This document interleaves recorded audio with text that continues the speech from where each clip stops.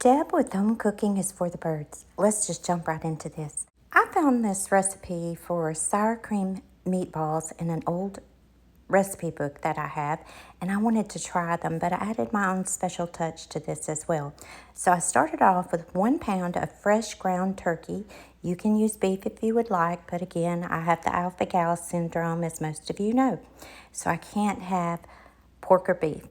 Then I added a half a cup of breadcrumbs, unseasoned breadcrumbs to this, and 1 teaspoon of parsley, a pinch of nutmeg, and 1/4 teaspoon of allspice seasoning, and 1 cup of sour cream.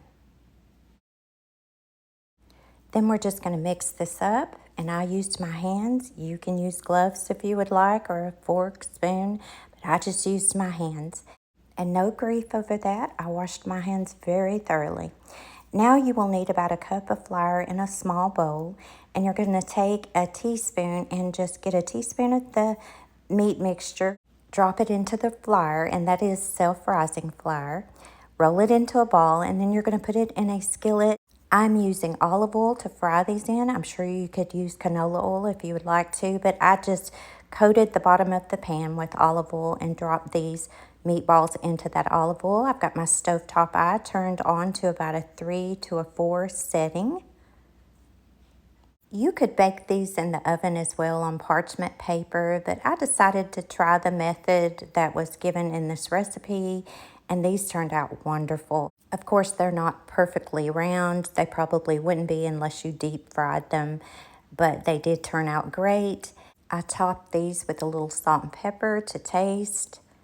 And I did not move these around until they got really brown on one side because you don't want them to fall apart. I didn't count how many meatballs this made, but it yielded a lot. And in fact, I made 2 batches of meatballs. Next, I decided to make a sauce to put on these meatballs. And I'm going to make some pasta as well. But I put in 1 can of cream of mushroom, 1 can of half and half, and another can of cream of mushroom. In hindsight, a pack of brown gravy mix would be excellent in this as well. In fact, I'm going to list that in the ingredients, and I will add that the next time I make this. And we'll keep stirring this until it turns out nice and smooth and all the meatballs are coated, and then we're going to add a half a cup of sour cream to this. Then we're going to keep stirring until this is nice and smooth, and you will cut your stovetop eye or your burner down to simmer and let this simmer for about 5 minutes or so. I used all my meatballs in this recipe, but you don't have to. You could actually freeze those meatballs to use for another recipe. Then because I like pepper, lots and lots of pepper, I added more pepper to this. We like to use the whole grain pasta, so I made a half a box of pasta, and I topped that pasta with these meatballs and that sauce, and this was so good.